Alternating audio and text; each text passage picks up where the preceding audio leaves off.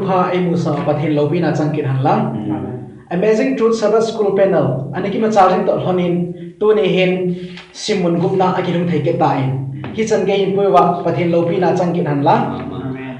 hi chi channel le YouTube channel la pathin tu ki seino nani vet kha dai la tu ni na nga ne ama sa pen ni kha tai jong le ki paum be se jingin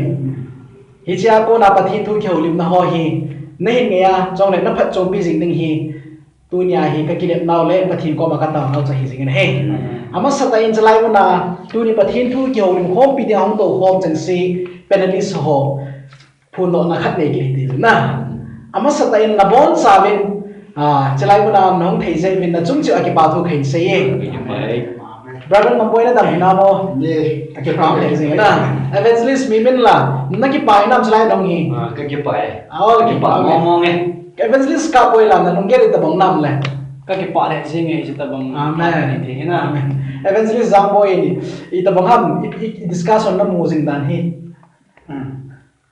cái mà cả thân của ngài mi dâu xin rồi bé dâu xin thân là đẹp phát xuống lá đầy để đi gặp những trái bây giờ chúng ta tìm ra sẽ thành cả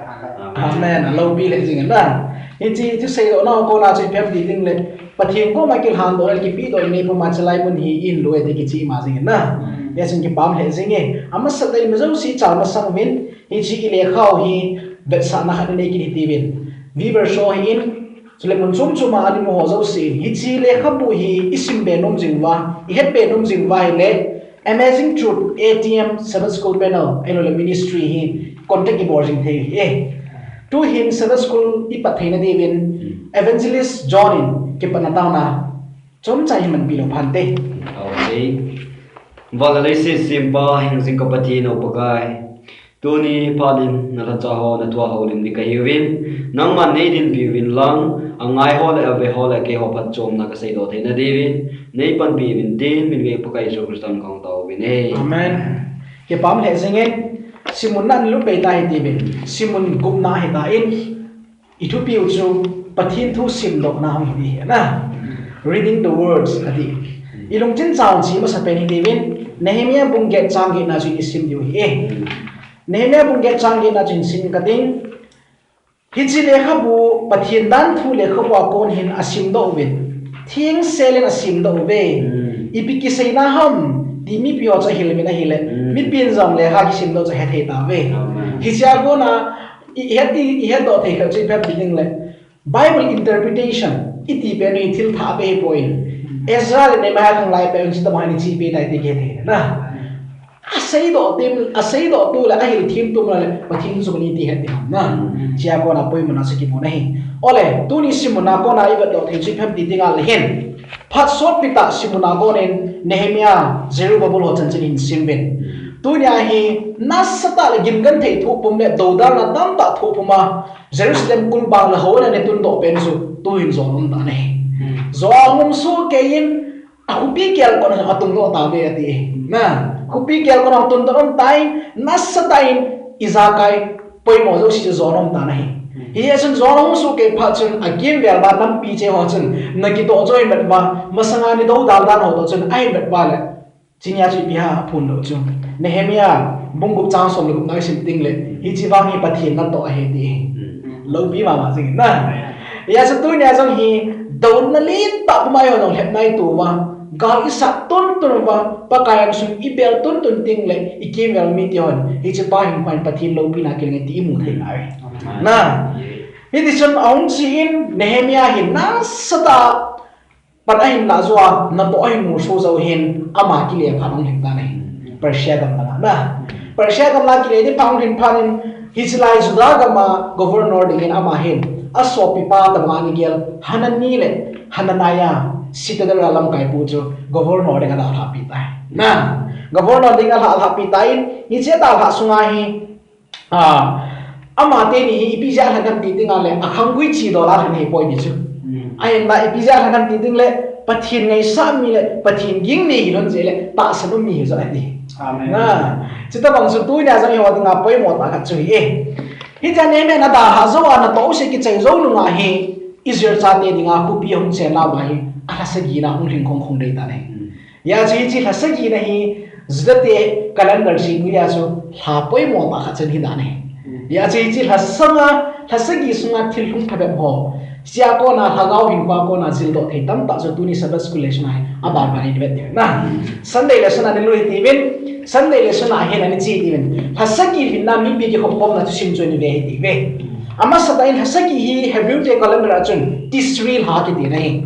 hi chi Tisril ha sunga hi Israel te dinga akhang adinga ani poimo zen le amon ani het theizing hi chi ha thing chu ani ti holy mon na an di ben chuin is the te chon tung ya pathin in mosida an bi tung ya hi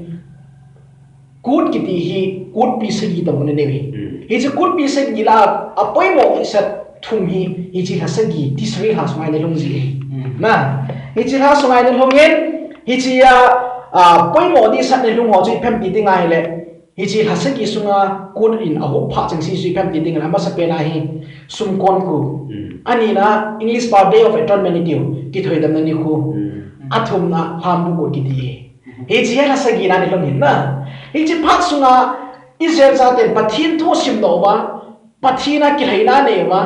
pathin thu a het thim ma ki pa na nei dan ho chuta le aphat chum bi dan ho revival a chi dan ho du na ni vet ni we he zo hi na mas pen ta san nei ni khwa sei do no pen ta chu Israel mo na hong ki khom na ba hin Tisri hasunga hong ki khom na ba hin na sata Ezra lam kai na jong hi tan cha hi Ezra ki da ai chalai mun na Nehemia po doi tai ai le cha pha sunga hin hi chi mi pi hong ki khom na mun ba hin na sata hong ki khom wen hi chi mi pi hong ki khom ba hi koi kham ti ti ngai le a phung lam kai zo si aba ta le mi mala nu na chu pong a po chi kya sima na koi ma cha ki da ham lo bia hi chi khu pi mu na hi hong ki khom di wai hầu lắm cái phần ác cầu quỷ na hi chỉ là chú ai kịp học hôm là muốn chú Bible lên muốn ong ninh hi này đi four square space na chỉ lại muốn làm kịp học vậy à thoa tôi kiện anh mình chẳng học cho cái xây tập na Jerusalem muốn ong ninh li xoay kịp học vậy ai là chỉ lại muốn là hin mi pi hong kịp học bên pathin thu in sim đâu vậy chứ hi chỉ pathin thu sim đâu bên hi pathin dan thu tiêu Torah lệ khabu chung hi đi này hi chu Torah le khabu ai Ten Commandments sa na hi to lo sin hom kya simma mi pi hoi rejuvenating idiu haldo na kisim phana ki na sata animal na pau chu chilai muna ko na ki mu thei ele sla ko na ido diu khale event do thei khau chi pham ding le Nehemia bung get chang khat chan ni sim ding ale hi cha mi pi hong ki khom pe no hem ipit ya mi khat bang ki khom ve dis mi cha za na mi khát khom bong ki khom me tin ai le Israel ko na mi bi ki khom na mi khát bong ki khom me tin ne pe yo cha ko na chi pi zi lo the nei di na da cheu lim da di de ve thu po thiem poi mo ta khanum ka san na Christian in ko unity ki ti bat sai his chung a chi pi sei lo the nei mam na ga ki dong tu le noi hem la pai ti ho la hin ki pa me jing ye chi koi sam hai ta hi pum khat ki ti te nga le pathin ni ho hai pum khat ni ngai si mo na ta san khat to tai khat pathin na pathin khat se ai tina bara chu ni ba ma he le hi chi sum kon ku da tiu chun pum khat hi na dinga ki ko hom na pa na aba la chun hi chi ani sum kon ku ni chu ipiding ha me ti le hi chi chon set thoi dam na ding atonement pi ti pen ho na hi chi adi nga chu ki ko ho ma hi ve hi chi ba chong ma ho chun ipia bol ha me ti le pathina pum khat ta chon si na phun diu pa cha hi na atonement ki ti hi pia ku na hum kila do aham ki la at one man aku na kila do na khat na din khom din ki na ba na lo pia one man aku na kila do in hi chi chu pum khat abdinga adai best se se a chu pathin ni ta ba Christian te pum khat ai din thena di ba chu hi chi chu a significance hi ki pa cha se do na ke pa me na ba na cha ki te Monday lesson ai ni lo di ni ta Monday lesson ai topic ku chi bi ham ti ai hi che dan thu sim khom le ngai na chu na hi chi chu am hi en Sunday lesson ai ni mu bang bin hi che Jerusalem hasagi ni hi thupi ta na ha thu la ama dinga apoi mo be na ni ne he ti che mo ta to ai hasagi ni akipat ni masa pen ni a chi ipie bolom ti chu ni na ani masa pen ni Israel ipien bol tam ti le chi pen kul put good ki patni na si ben good ki patni Israel dan bu jan podo ta na dan bu chu zingkala patin sim asim sun kim ge na sim na sun ge na sim sun dong ge ai le hi chu ipidan ten commandment bo se ham da tu som bo se ham da tu som bo se chu avel bela sim yeng ham in question hong na ai la chu ai po na he hi lo di Torah le khabu so na ji da bo ni sim he Israel den Torah ani ne he ji Torah chu bi ham de Genesis Exodus Deuteronomy chan de hong hi na he ji Moses le kha ji ho bung a ho hi Torah ti ani ke he ji le kha bo ni sim khom Israel he ji le kha bo hi ani sim hin na su lu kya ni sim ai le lung lu ta ni ngai ve ti cho hi cha he pi nga ipiti a mi pi o hen Israel he ji ta tu ani sim bi lung lu ta ni ngai thi hom kya ai le hi ji dan thup se lo hi na amo instruction tia ki hil na zong a hi azi chu hi chin history amo hoila ko na hom pun ong ko do na a history zong ki se na ti tieng le pathin na amo ho pu pa te khanga pathin na amo nam sunga na ni to dan na pathin na ni pui dan ho so si ki sun ai si angai no he jing min na ani na ai pi dinga hi chi dan thu ki sun ho ai lo le chi we chi le kha bo nga ho hi chi ni ko ai lung lu ta mi pi atlen na neom lo angai thi hom ti ai le Israel kum som le tum masanga ahung apa na amalum alum ngai chap pen hi tanuk na pen hi akipe na pen chu pathin tu mi pi de he sai ya mai tuk pen hi na ya jo pat mi lung sunga he pathin hi ai ba phu lu pe de ding Israel de lung sunga pathin tu kwai de ni ti amalum tu ya phak sa ni hi ji ya chu jo an pa nei suna pathin tu ni sei ji ama ho apu pa de kham tu si mo ni sei pe ji ho hi Israel de hin anangai ji ho hi ai mil ga mo zong mai thi tin na chu ting zong le a ve la zong a za lu mo yong ani za sao hi ta ji chu Israel an sei ki na hi le a thao mo min na revision zong a hi chu ting zong na mo ho tin zong a bi ha a tu sim chu abong ani he no hi ta ji chu na angai nom le je min pathin thil ki dam ani boro mi hi bor thei lo thil ki dam aba ho nam suma ni ki bor ho chu angai wa le thao ni na cha pathin na mo ho angai bi da na pui da ho ai lo le pathin tu pi ani zui tieng ho le pathin phat thei abu dan ho pathin tu pi azui lo tieng ho le ka sa chan dan ho na hi cho ho tu sim ho angai bi ni la thano ma jing hi cha ai mo thei hi ipi dinga bi pi ho hi lung lu ta ngai thei ho ipi dia pathin tu cha thanop thei hom ke tu lai context sai ga ala thei jong chu evangelist or pastor ita sit lo na ding ho hi pi ham pathin tu i seva hi lo hi to thei chan hi to nu wa a result om poi koi ma chan pathin tu ki san poi iti mai thei na lung ha dai nai nei mai thei a hin la hi chela Israel hi chini khwa le kha sima lung lu ta mai wa thanop ji u ji pi ham ti le kum som la tum masanga pa kum som la tum sum ding vek na pathin na ni to a ngai nom lo sa wa ni sei pi ani ngai sa chu na ama ichla ni thanop lo ba ma chu tu ai tu ni ai chin ai thanom mo da chu ai nom dai ni na kum tam ta zo ai a ga chu mo me na a za sa e a tu ni khwa pathin tu hi koi man tun ngai nom hin ti tun mi lung lu hi zong le na i sei do wa i sei na thei chan wa i sei do wa le tang khat na tu lu pa cho alung thi ba ni che nai ni khat ting le mi khat din chi cho ga sei ti ngai e kana za kha sa hai cho ai ba ka he chin ta lo chi cho ka he kha sa ka he chin lo tu ni ka ngai le kong ki chi tam ba ka ngai no me ti mi lu na mon ti ya a cho i sei do te chan mo ta i sei do ho jong tu ni a result lo hi jong ai lu neo lo sei na te chan a tam ibya tâm thầy pe na ho te tam te chen na sei do te na tam na te chen na he sei do sin ke ding ni ai ho ding a zil do te khat tu ni le son wa hai mu te khat no na ya cho Israel na to hai ka dang ka no ya ko isa la hin ipsm patien tu nang hin khwai ta banga ki khiam na to the yam ai lo le na patien tu na za ho hi nangin na za cho na hin ko to ga te lang na tu za to na hin ko na chon da ni ki bang ni na hi lo le patien tu na za banga na chon lo ti ngai le hin ko chi ta banga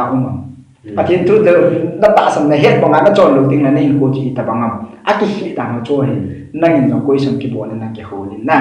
cho ho hi ana ki do ni jong ko isam ka do no na alo pi ma sing na ki pam le sing ngam boy zil lo thei tam ta thuin sei doi a sei na ko na kam ngi lam khat chu revival and reformation ading ai amma seperai pathin thu sim kiti het china nasata in ku hi aki kher sa dan Israel tek sima ko ki bore na revival and reformation is chang en chat pen chu ya cho pathin thu simi revision a bol hi hi ja ko na jong thil tam tai zil do the min kiti pathin thu tam ta hi ani ki nung sun ji tai pathina kon gamna ki ta ne ge ji tai he no le tu nya hi ko yong le tu nai pathina kon hal tha ne usin pathin to ko nai iki thak pat ki ba pathin tu simi a velai mu ki tim le nasta idung thima ki hian nasta ain si ko ren ji sei o the na phat awani na char ke lawan tun tu de la sana chon heng lo ta ni chu ni pe sei ham tia le pathin tu sim le ale do dan ti chom han ni ho lim dio he a ye chu pathin tu sim ke ti hi me tam tai isimobi ama wangi pi ki sei na ham ti hello le wa sim na kyom ke le newspaper last newspaper mi sim la ke he ke din lang kan na ga sei ding ye chu cha chu news ti chu me te ke thei ke chu ama wang pathin tu chu sim ta ta la chu i pi ki sei ham ti hello le cái nhiều like cái đó gì cái nhiều like rhyme số na isimobi rain no go away tio pi pem ki sei na ma wang chu i pi ki sei ke lo chu chu to ma pathin tu sim itam ta bi chu vial ni bia tum ka sim chai ta ki so nai nei ke lo chu ai wa chu ini wa ki ba ha bong chu pi ki sei am ti ke lo na ai wa ka ba ha tai ti ki so ke to bong ni ong ta ya chu tu ne pathin tu sim le ale do da ni bible ta bong chu a hi lam ti neo kan de ve pathin tu sim ding dan hi point na ka sei nom chu yam te a pronunciation ki tiram ki chi ki ngai na ye chu chi ne ma ya hi be na le ne ma bung ki na tu ni lung chin cha na chana sei ni ti na sei hi chi le ka bu pa thien le ka bua ko ni na sim do win thing selling na ti cha thing selling na sim do o ve ti ni ya chu pa thien mi te pa thien tu in sim no ting la hin no pha che chu a ti pon nong kai che chu a ti pon thing siao ti ne a pronunciation lang pang na tiang ka lai ni cha number 1 ai hi ya lo de chu isim tiang la pronunciation ki ti pai a ko do ti dang na thing tai ko do de e thing tai in sim the ai da i pi ham tiang hi ilung ilu in ma the na khan ni ki na cha ko nang chu mem te le pathin thu hi i bi ja thing tang ki sim do ki na mi pon tho ngai he ti na pon tho ngai ki no ba la sei ki ding chu i bola thing a sing biang to pathin chu thing hi ti ge na am dan cha a thing lam pang sei ding ala hit ta bang nan choi ya chu mi pon tho na to chu a khot nung chu thing dei te na yang ka ta se ni hi chu choi a ba le hi chu ne ma bung ki nai mu ki lo chu pe am ta la le kha zu cho na simo bin tu la yo le kha zu the bible ki ti apon ma ma ta mi kha ni po tho ba le ni le ma po the tilang na to ra na simo jing ka la pan su ni ma to ra simo ka gai to ai da hi chi sa zu le ti ta hi chi Jang khana pan jang som thum yang a zul chui chana le de tam na apu tho de we agi de hita bang min do khop se na suni lu ma sim ding an puna hita bang pathin nei sa na pathin tu sim wa la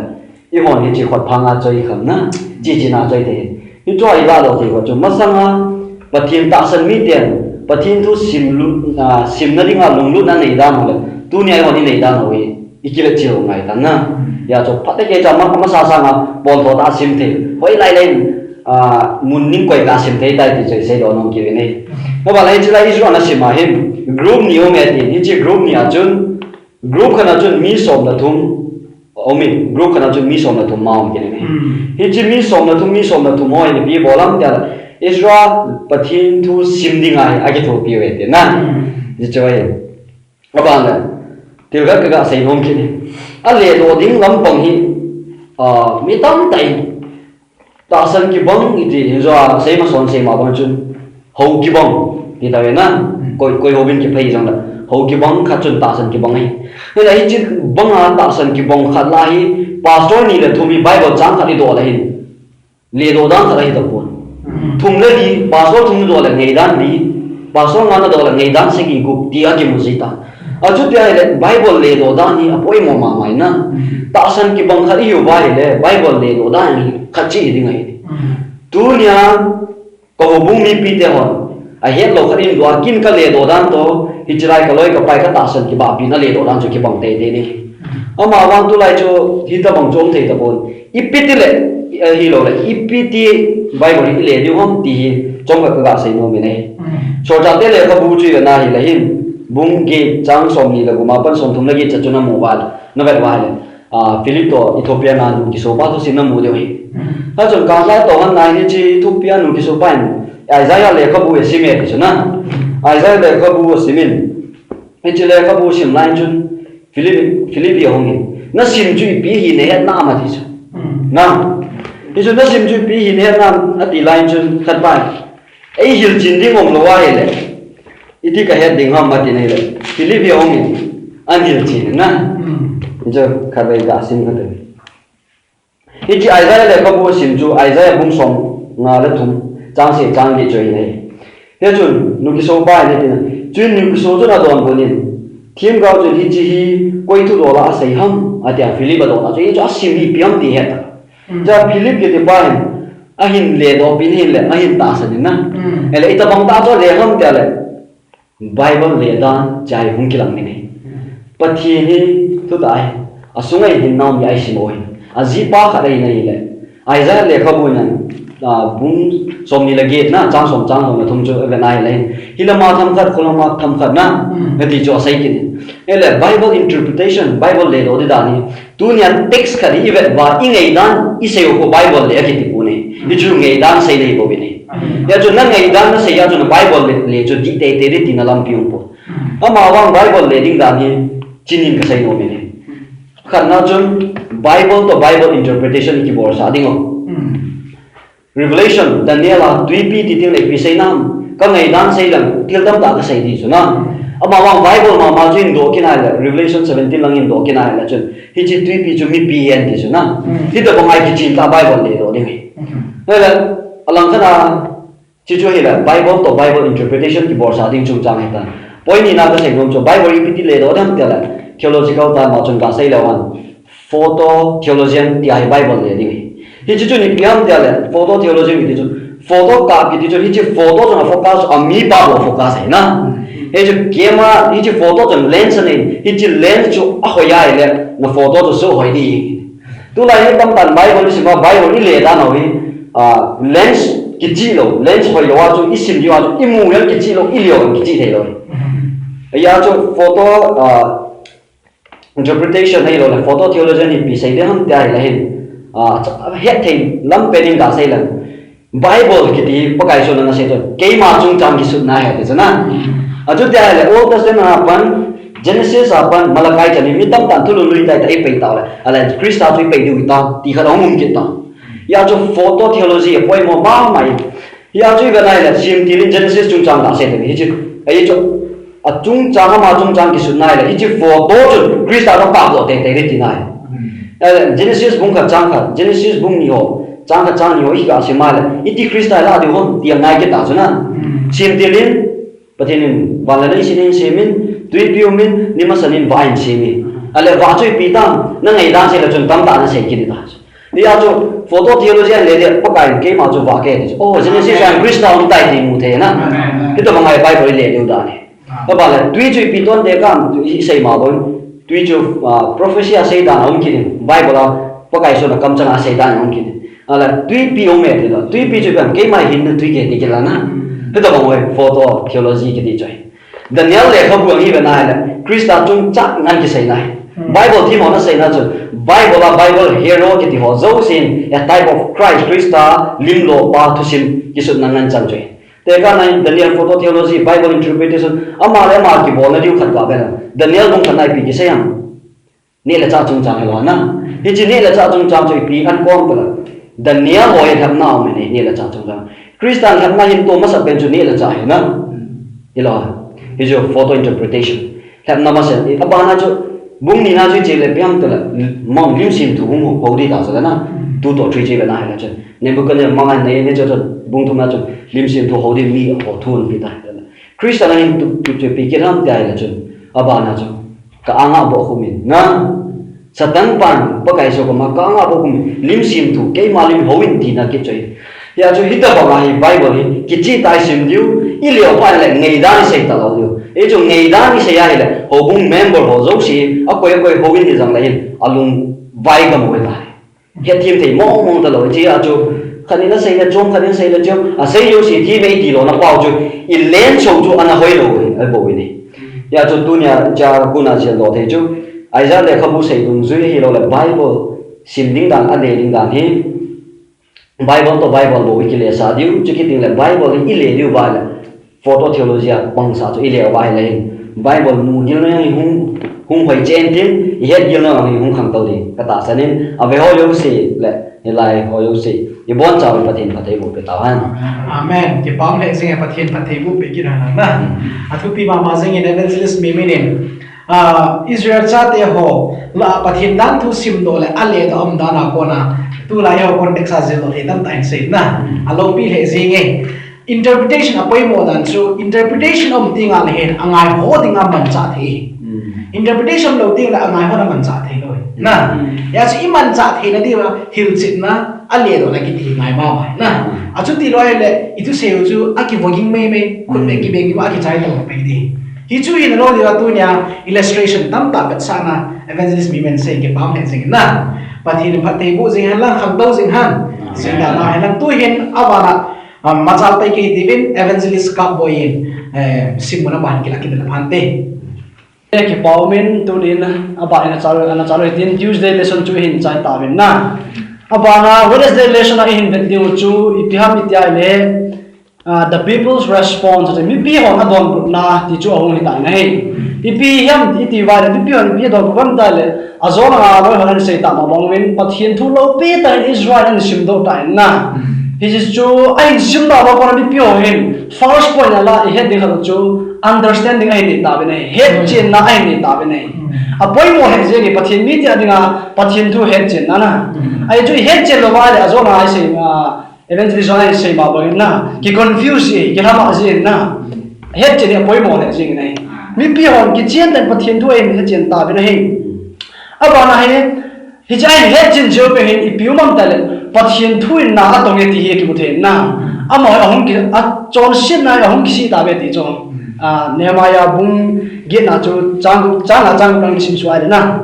he ti jona ki mu the nai pathian thu na tong e ti la ga se do lum chu first Peter bung khat chang som ni thum lang e na le pi ti se ha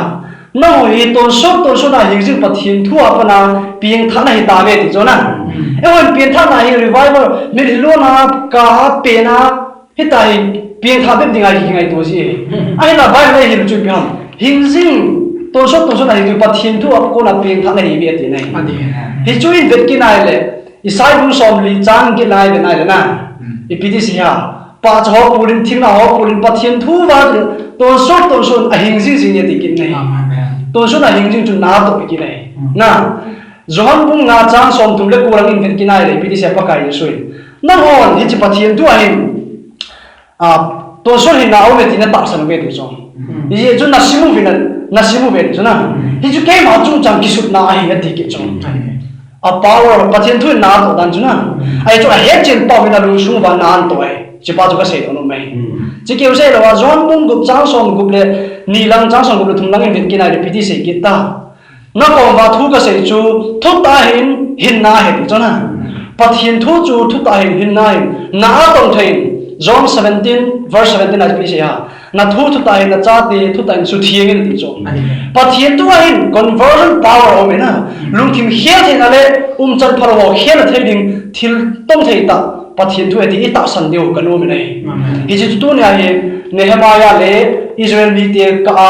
dan thu ai sa pathian tu sim na ba kon ai he chen ju ba pathian thu na to dan pa chu i chomlum tai mu the wa hin na Israel na ai sim na ko na te chu ai nei tu ai se no mu chu hi chu ko na pathian thu na to alung thi mo to kha ama o chon sin a ki mu wa pathian phat ho mu wa hele hi chu ta ma pathian ngai lu na dim se pathian tu chana hing ho ya ang ngai lu thi kidang sa ben aka uvin ami li lu ngin na hi tin chon sin a ki si ta ben ti nei hi chu ha ka da se no men na Nehemiah bung ko na chu na veuti Nehemiah bung ko na in wa le zo na in se bang ben mi pi wala chon siren phung lo ta bin na bung ko nai bin ai le hijlai chang na nai bin ai le pi siam pathi ne thang ba ta le ti so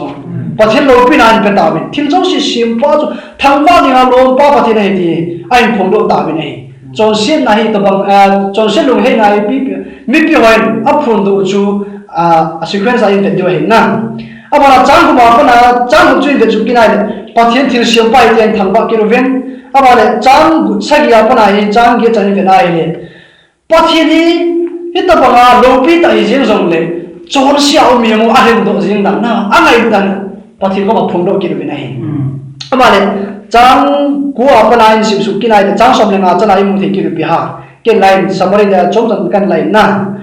pathian ni Israel ta cha te da lam kai bu he din thang ba kiroven na hi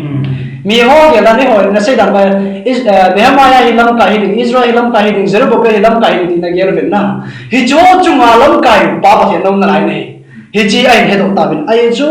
Egypt apu na puiro pathian hi Babylon apu na hin puiro pathian hi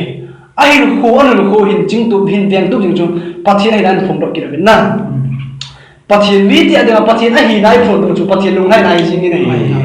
aba da chang som le ku ma pu na hin sim su ki ba chang som le ki en su chang som ni le nga chen sim su ki ba ai la a se lu chu pi ham Israel cha de la phom do ki chu pathian hi ngai lu na long lo an he ti na unfailing love pathian ai phom do ki nei pathian alung hai din dan dan chu na a cha tin chul se da lung hai di tai ne wa pathian ai na bang tai thang wa wa I chu wa phan ho ai ho in phon lo tiang le pathian lung hai na hi si nei hi chu a chong lam tai mu de hin na mi pi hon pathian thu a zau na wa ko na hi lung hai na in de wa chu le pathian thun thila bo thi da na mi hiam lung thi mi to ling ta jeng jong le pathian thu thil tong the hin mi hiam lung thi mai ni hiat the ti ye hin na Ezekiel 36 la nai mer ba chi bi mu wa ke hon na ho tui thian kai thi a na chon se na ba ko na ka so thi nga lung thin tha ha gao tha ka pi de na pathian thi za kha bol thi ti a ke the nei pathian phathe bu pi taw han amen zengin ba ne cha ni hung chalo bin tu hen lesson a zona Thursday ni lesson he chu November 7 na hi in sim ki deu hin ten ala chi bai sim do deu cha hi la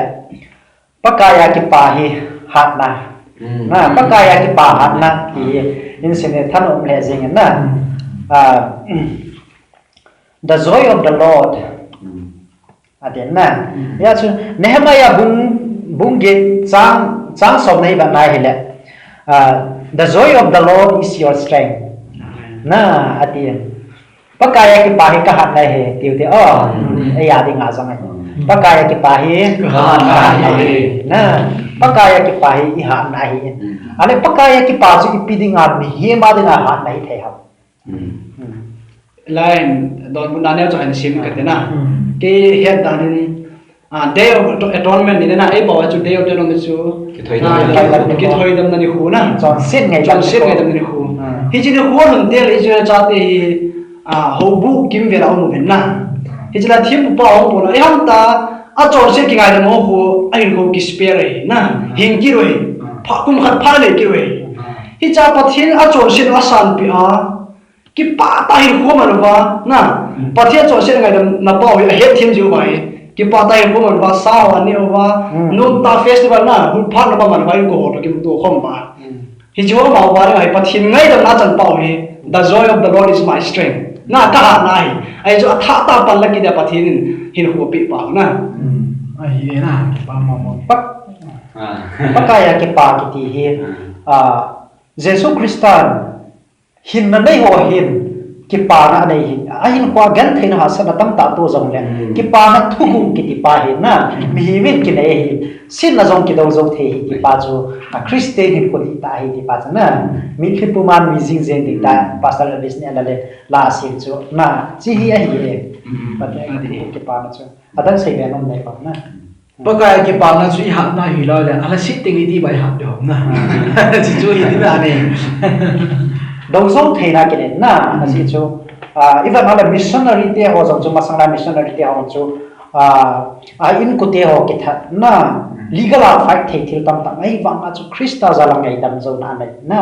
ki pa na hi chi ki pa na ta pa cha ma ja ngai dam zo na nei the hi ki pa chu na he cha chu ga zo na zo ngai na hat na hi pakaya ki pa chu na I sai lo na me ala hi chu ba hin a thu sim chu in sim ta ben Ezra hin he che he ama wa he hambu ku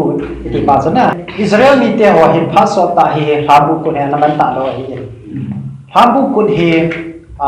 tu ma sang cho na ke mang chai ta in he chu October 13 ha na 20 chan chu anaman oi chi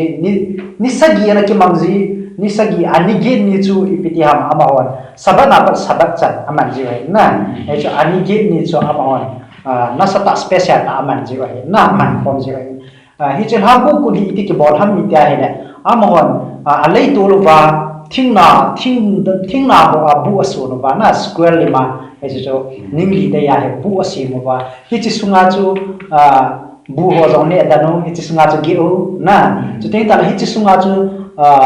pathin thu asim to ra ai ti pen na pathin thu in na sa ta asim ji wa he judai jing hon abu ana bol wa he hi chi to ma chu ipi ja chu ki bol ha mi dia hai ne ama ho hin pathina hi chu so sim ting la ki pa na tha nei na hi chu ki pa na tha nei pa chu ama ho dinga ha na tha le ha ga wa ki sim na tha chu ki sim pha na tha chu hi ki na hi chu pa dinga chu hi chi pen hi ana ho ngai chu te ta la significant chu i pam ti la abat sa chu i ham mi dia ile hambu kum masang hin azo chu se ta ben pen kun kun ang me ala pen kun kun hi ana goi lung ta Christian te adinga agui long ai na chứ sao sim gui lung lung ai na nên chỉ cao chu cu chu Jesus Christ ta te ta in na gama sa cu cha thâu đời ba na chi na nên chỉ cho hiện tại ale pen kul kul ki ti tiếng ai ti lai lung gui lung ham 1833 ai ke pani na sum kon ku de Okay. 33 pana kum som among sum kon ku de hi ding le ni som sum mi sum kon ni mo chi wa nai it tong ki to san hi hong ki to cha je na 1833 ku ma pan millennium millennium movement hi an pan na cha pan hong ki pan chu 1844 ni day of atonement ni ki het ba ngai chi ni cha na he Jesus Christ ta jo chứ ba hi ipizia chu sum kon kuna tera mi pi ho na ki ko kom na pathin ai chon siat lung hai na ding Jesus Christ ta hung na ding anei ta pa hi amo he ni cha ku na ana rang sak pau chu na Christian in kwa sum kon ku ti ba chan fulfill na yen na mi la trong le Christian to ai ho chon sit thoi dam na bo jing lai na hi si to yong sum ki to che chu ye ti he ta 1844 ahun honen 22nd October hi pi tam tile hi chi chon sit thoi dam na ni ho ki ti pen na day of atonement ki ti pen hung ki pana hi tan tu a day of atonement phana mo hi na hi chi day of atonement phana hi vin tu hi chon sit ki sa en ngot pha chai ta hagaw hi ko na azong ting le Jesus Christa hung ting le na Jesus Christa hung ki le ki na ho hu mi phing te hung la ki ta la chewa hi yo hin tabernacle ti pa chu na feast of tabernacle hi chi hambu ku ki ti pa chu iman ki ba hi ti pa chu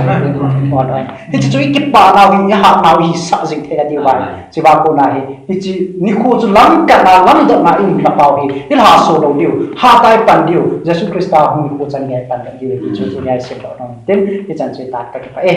amen pathin lo pi na chang han ki pam he jing na chi chu election wa go ra jin lo thei tam ta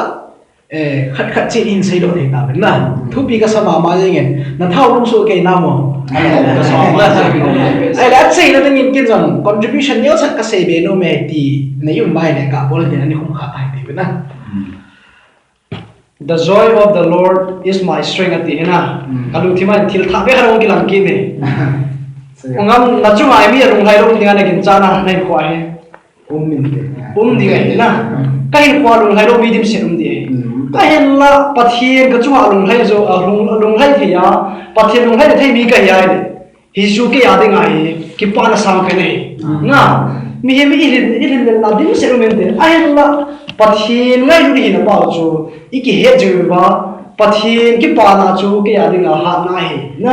pathin ki pa ai ne ba chu chu ki le na nga se be pathin chu ki pa na ni wa hi na thei ni wa chu ji ngai ki ni amen na e chu hi chia ni pathin koi ham ti hi a khe te yo sai nom chu pathin ki pa na ni wa ni koi yu wa le pathin thu sin jing ni we ni chu amen ki pam he jing na but hin pat thei bo so ke han lang tua hong ki sei be te ni chu hab be na